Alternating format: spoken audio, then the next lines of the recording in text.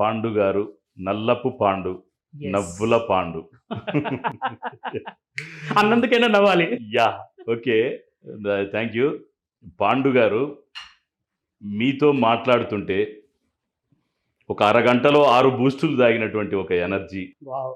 Energy energy energy అలా flow అవుతుంది అనిపిస్తుంది. అది ఎలా సాధ్యం? అసలు మీరు ఎప్పుడు ఎనర్జెటిక్గా ఎలా ఉండగలుగుతున్నారు? నిజంగా అనిపిస్తుంది అంటారండి. Yeah 100%. Great, thank you very much. Thanks for your appreciation. Yeah, మీరు అనేది నేను ఏకీభవిస్తాను అండి మీ మాటతోటి. ఎందుకంటే మీరే కాదు, నేను ఎక్కడున్నా ఎవరితో మాట్లాడుతున్నా కూడా ఇవే అప్రిషియేషన్స్ ఇస్తుంటారు నాకు. నేను కొంచెం వండర్గానే ఫీల్ అవుతుంటాను. అంటే ఇట్స్ జీన్స్ అండి అవి. అంతేనా? జీన్స్ అంటే తండ్రి గారి నుంచి. మా నాన్నగారు కూడా వెరీ ప్రోయాక్టివ్. ఓ నైస్. ఆయన 85 years వరకు ఉండి ఉన్నారు, జీవించి ఉన్నారు. ఇప్పుడున్నారా? లేదు, ఓకే. మొన్న కోవిడ్ టైంలో 2021లో ఓకే వాళ్ళు స్వర్గస్థులైరన్నమాట. బ్యాడ్. బట్ కోవిడ్ ఎఫెక్టెడ్ కాదండి. Okay okay. Very natural death. ఏ డిసీజెస్ లేవు. లేకుండా 80 కానీ బీపీ కానీ 85 years 85 ప్లస్ ఆరోగ్యంగా జీవించారు. చాలా ఆరోగ్యంగా. కాకపోతే ఏంటంటే మా ఊర్లో ఈ ఫ్లోరైడ్ ఎఫెక్టెడ్ వాటర్ మూలాన, అంటే వీరు ఓల్డ్ జనరేషన్ కదా, మనకంటే ముందు జనరేషన్ కాబట్టి అప్పట్లో ఫ్లోరైడ్ వాటర్ ఉంటుండే. సో దాని వల్ల కొంచెం లెగ్స్ కొంచెం బెండ్ అవ్వడం, అట్లా మా ఊర్లో చాలా మందికి ఉందండి బెండ్ అవ్వడం. కొన్ని ప్రాంతాల్లో కీళ్ళ నొప్పులు, మోకాళ్ళ నొప్పులు రావడం. అది తప్ప ఇంకా వేరే అదర్ అంటే జనరల్ గా ఇప్పుడు వస్తున్నటువంటి హార్ట్ సంబంధించిన అలాంటివి ఏమి వెరీ నార్మల్ గా ఉండేవాళ్ళు. ఆ జీన్స్ మాకు వచ్చినాయి అని చెప్పి మేము చాలా సంతోషిస్తుంటాం. నాన్నగారు కూడా ఎప్పుడు పాజిటివ్, ఇదే ఎనర్జెటిక్ గా ఉండేది. అసలు మామూలు ఎనర్జీ కాదండి. ఊర్లో వాళ్ళు వ్యవసాయం చేసుకొని వచ్చిన తర్వాత కొంచెం సాయంత్రం అట్లా రిలాక్స్ అయ్యే టైంలో వాళ్ళు వీళ్ళు ఒక దగ్గర కూర్చోవడము, నైబర్స్ వాళ్ళు వీళ్ళు వస్తే వాళ్ళతో మాట్లాడుకునే కూడా నాకు బాగా గుర్తు. కష్ట సుఖాలు షేర్ చేసుకుంటూ అసలు కష్టాల కంటే సుఖాలే ఎక్కువ చెప్పుకునే వాళ్ళు. అంటే అలాంటి అట్మాస్ఫియర్ క్రియేట్ చేసేవాడు మా డాడీ. వాతావరణంలో పెరిగారు కాబట్టి మీకు కూడా అది ఫ్లో అయిపోయింది. ఆ ఫ్లోని మీ సర్కిల్ కు, మీ ఫ్రెండ్స్ కి ఇస్తున్నారు, అంటించుకుంటూ పోతున్నాడు. ఆంజనేయుడు లంకను అంటించినట్టు అంటిస్తూ. నాకు కూడా ఫ్రెండ్షిప్ అనేది మోస్ట్ ఇంపార్టెంట్ గా చూస్తాను నేను. అంటే రిలేషన్స్ కంటే, బంధువుల కంటే, వీటికంటే కూడా నాకు ఫ్రెండ్ సర్కిల్లో చాలా మంచి ఎనర్జీ వస్తుంది, ఎనర్జీ ఇస్తుంటా. ఎక్కడైతే మాది టీము ఒక గ్రూప్ గా ఉంటామో అక్కడ కొంచెం నేనే హైలైట్ గా కనిపిస్తుంటాను. అది ఆ విధానం అనేది ఇప్పుడు మీరు చెప్తుంటే కూడా నాకు ఇవన్నీ గుర్తొస్తూ చెప్తున్నాను. ఎక్కడున్నా కూడా అదొక వెరీ క్లియర్ గా ఉండడము, ఓపెన్ గా ఉండడము, ఎనర్జెటిక్ గా ఉండడము. అంటే నాలో ఎందుకో తెలియదండి, ఒక ఎదుటి వాళ్ళలో కూడా ఎనర్జీ నింపుతూ వాళ్ళని కూడా ఉత్సాహపరుస్తూ మనం ఎంజాయ్ చేయడం. అందులో నా స్వార్థం కూడా ఉంది. మీరు అన్నట్టు ఆనందం ఉన్న వ్యక్తి చుట్టూ ఒక ఆహ్లాదకరమైనటువంటి అట్మాస్ఫియర్ ఆటోమేటిక్ గా క్రియేట్ అవుతుంటది. అంటే మీరున్న కాడ కూడా అలా ఉంటదని చెప్తుంటే వింటుంటాం. అది ఎప్పుడున్నా మిమ్మల్ని మీరు రాగానే అదొక సందడి, ఒక జోష్. అది కూడా అదే అంటున్నాను, అందరిలాగానే మీరు చెప్తుంటే కూడా నేను వండర్ అవుతున్నా. అంటే మీరు కూడా దాన్ని గమనించిర్రు. Okay. Thank you. Right. Pandu గారు, వాస్తవంగా మీరు ఆర్టిస్ట్ అంటే ఇప్పుడు సినీ ఆర్టిస్టు, స్టేజ్ ఆర్టిస్టు, ఇలా పెయింటింగ్ ఆర్టిస్టులు రకరకాలు ఉంటారు. అంటే మీరు ఏ ఆర్టిస్ట్లో కోవాకి చెందుతారు? ఇప్పుడు శ్రీనివాస్ గారు కళలు 64 అవును అని పెద్దలు అంటుంటారు. అవును వింటుంటారు. సరే, నేనైతే లెక్క పెట్టలేదు, చూడలేదు. కానీ మీరు ఇప్పుడు ఆర్టిస్ట్ పాయింట్ ఆఫ్ వ్యూలో కొంతమంది ఆర్టిస్టులు చెప్పారు మీరు. స్టేజ్ ఆర్టిస్ట్, పెయింటింగ్ ఆర్టిస్ట్, రకరకాలు ఉంటారు చెప్పారు కదా.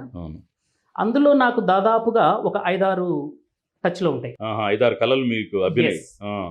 కళాకారుడు. ఓకే. అయితే మెయిన్ దీంట్లో చిత్ర కళాకారుడు అన్నట్టు. పెయింటింగ్. దానికి పక్కన విచిత్ర కళాకారుడు అనే కూడా టైటిల్ ఉంటది. నైట్ అంటే చిత్రాలలో విచిత్రమైనటువంటి భిన్నమైన కూడా బేసికల్లీ చిత్రకారుని విచిత్రకారుడు అని ఎందుకు అంటుంటారు వీళ్ళంటే, నేను నాట్ ఓన్లీ పెయింటింగ్స్, డ్రాయింగ్స్ అవే కాకుండా నా ఫిజిక్ ని, అంటే హెయిర్ స్టైల్ మార్చడము, బియర్డ్ మార్చడము, నా డ్రెస్సింగ్ స్టైల్ మార్చడము, ఎప్పుడు ఒకే గెటప్ అసలు ఒకే గెటప్ లో ఉండే ప్రసక్తే లేదు. Okay okay weekly or 2 weeks ఒకసారి చేంజ్ చేస్తూ ఉంటుంటాను. అయితే ఈ మధ్య కొంచెము వయసు 35 వస్తుంది కాబట్టి రైట్ యాటిట్యూడ్ చేంజ్ చేసుకున్నారు. చేంజ్ చేస్తున్నా. ఎందుకంటే అయితే ఇప్పుడు ఇలా అంటే టీనేజ్ లో బాగా ఉండేవాళ్ళు. 20s లో బాగా ఉండేవాడిని, ఇప్పుడు 30s లో ఉన్నా కదా. Okay nice. అంటే మిమ్మల్ని చూస్తుంటే మీ వయసు కూడా అట్టే అనిపిస్తుంది, వెనకపోతున్నట్టుగా ముందుకు కాకుండా. Thank you. Okay okay right. So చిత్ర కళాకారుని, ఓకే ఓకే పెయింటింగ్ ఆర్టిస్ట్ ని. పెయింటింగ్ ఆర్టిస్ట్ అంటే అసలు బేసికల్లీ నేను ఎట్లా అంటే సైన్ బోర్డ్స్ రాసేవాడిని. చిత్ర అంటే డ్రాయింగ్స్ వేయడము, అవును, పోర్ట్రేట్స్ వేయడము, ఇవి కాకుండా బేసిక్ గా స్టార్టింగ్ లో అంటే 90s గురించి నేను చెప్తున్నాను. 80 నేను చెప్పాలంటే కూడా late 80s. Okay. Early 90s లోనేమో డైరెక్ట్ గా దిగేసినాయి లైన్ లోకి. 80s ఎండింగ్ లో దీంట్లో కొంచెం ప్రాక్టీస్ చేసిన, ట్రైనింగ్ తీసుకున్నా. సో ఆ పెయింటింగ్ ఆర్టిస్ట్ గా ఎంటర్ అయ్యాను అనమాట. అంటే సైన్ బోర్డ్స్ రాయడము, ఆ విధంగా చేస్తూ అప్గ్రేడ్ చేసుకుంటూ ఇప్పుడు ఇంటీరియర్ డిజైనింగ్స్ కూడా మేము చేసే. ఇప్పుడు ఇంటీరియర్ డిజైన్ గా ప్రొఫెషనల్ గా ఇంటీరియర్ డిజైన్. ఓకే. ఇప్పుడు పెయింటింగ్స్ అంటే మీరు అంటే చిత్ర లేఖనం, అంటే పిక్చర్ చూసి పిక్చర్ అదే కదా. ఇప్పుడు నేను ఇలా కూర్చుంటాను, మీరు వెరీ బిజీ షెడ్యూల్ లో ఉంటారు అనేది నాకు తెలుసు. ఓకే. ఎప్పుడైనా గిట్లా సందు దొరికి నాకు చిన్న సైగ చేస్తే ఒక పెన్సిల్ పేపర్ తీసుకొని వస్తా. Okay nice. Thank you. 45 minutes time ఇవ్వండి, మిమ్మల్ని యాజ్ ఇట్ ఈస్ గా ఫోటో పక్కన జిరాక్స్ వస్తుంది. రైట్. Okay thank you. అది ఉంది మీలో. అంటే మీరు ప్రముఖులై ఎవరైనా అలా ట్రై చేశారా? ఇప్పుడు కొంతమంది ప్రముఖులు ఉంటారుగా మనకు, లీడర్స్, నేషనల్ లీడర్స్, సినీ ఆర్టిస్టులు, అలాంటి వాళ్ళు. జస్ట్ అదొక హాబీగా. Yes yes. ఓకే. నేను బ్రతుకు తెరువుకు ఈ బోర్డులు రాసేది ప్రొఫెషన్ ఎంచుకొని హైదరాబాద్ వచ్చిన. అవును. ఇప్పుడు పాండు గారు ఎక్కడో మారుమూల గ్రామంలో పుట్టి ఎక్కడో పెరిగి ఇక్కడే అన్నట్టు మీరు హైదరాబాద్కు ప్రయాణం అసలు ఎందుకు సాగింది? అసలు ఈడ ఏం పడగొట్టడానికి వచ్చారు అసలు? గ్రేట్. ఇది కూడా యాక్సిడెంటల్లేనండి. అసలు జోక్ ఏంటంటే నా లైఫ్ మొత్తం కూడా యాక్సిడెంటల్లీ అంటే యాక్సిడెంట్స్ జరిగినాయి కాదు, అదే యాదృచ్ఛికంగా. ఏది ప్లాన్డ్ పర్ఫెక్ట్ ప్లానింగ్ లేదుగా టిల్ టుడే కూడా. ఈ రోజు కూడా నేను ఒక ప్లాన్, ప్రాపర్ ప్లానింగ్, ఈ ఇయర్ 24 లో ఇది 25 లో ఇది అలా ఏముండదు. అదే అంటున్నా, నా ఎనర్జీకి, నా హ్యాపీనెస్ కు సీక్రెట్ ఎప్పుడు మీరు ఇప్పుడు కూడా సందర్భం వచ్చి మళ్ళీ ఇది పదే వస్తుంటది. దానికి రీజన్ కూడా ఇదే అండి. ఎందుకంటే నేను ప్రెసెంట్ లో బతుకుతుంటా, వర్తమానం అదే ఆస్వాదిస్తుంటారు. Okay. No past, no future. ఆ గందరగోళం లేదుగా. Okay right. ఆ యాటిట్యూడ్ నాకు అలవాటైందండి. ఆ స్పష్టత ఉంది, క్లారిటీ. వెరీ క్లియర్ అన్నమాట. Okay okay. At the same time నేను చాలా పట్టుదల ఉన్న వ్యక్తిని. ఏదైనా అనుకుంటే సాధించాలి. గమ్షాట్ అది. Okay nice. అది వాట్ ఎవర్ అంటే నా మైండ్ లో ఉండాలి. ఇప్పుడు మీరేదో నాతో ఛాలెంజ్ చేసి ఒక అన్ఎక్స్పెక్టెడ్ గా ఒకటి అన్నా, నువ్వు ఉన్నట్టుండి ఒక 10 కోట్లు నువ్వు 2 months లో సంపాదించి చూస్తా అంటే మాత్రం అట్లా కాదు. అది నా మైండ్ లో ఉండాలి. Okay okay okay. నా మైండ్ లో అవసరం అనిపించాలి. ఇది కంపల్సరీ, నేను చేయాలి, నాదేందో నేను చూపించుకోవాలన్న ఒక కాన్సెప్ట్ ఎప్పుడైతే నా మైండ్ లో క్రియేట్ అవుతుందో definitely I will do it. Okay. At any cost. So ఆ విధంగా చేయగలుగుతాడు. ఏది డ్రాయింగ్స్ ఇవంటి కూడా. కానీ నా బేస్ అది కాదు. అసలు నన్ను ఆర్టిస్ట్ గా ఐడెంటిఫై చేసింది నా 6th standard లో. నేను 6th class చదువుతున్న టైంలో మా హెడ్ మాస్టర్ గారు గుర్తించాడు. ఎట్లా అంటే 6th, 7th వాట్ ఎవర్ నాకు కరెక్ట్ గుర్తులేదు, కానీ ఈ సైన్స్ ఫిగర్స్ ఉంటుంది బయోసైన్స్ లో బాగా ఉంటాయి కదా. బయాలజికల్ సైన్స్ లో అమీబా, గొరిల్లా, అవును, ఇలాంటి బొమ్మలు ఉంటాయి. అవి నేను డ్రాయింగ్ వేసేవాడిని. అప్పుడు సబ్జెక్ట్ లో కంపల్సరీ ఉండేది. బయోసైన్స్ అంటే జీవశాస్త్రం అంటేనే వాటికి ఎగ్జామినేషన్ పాయింట్ వ్యూ లో కొన్ని మార్క్స్ కూడా ఉంటాయి. అవును.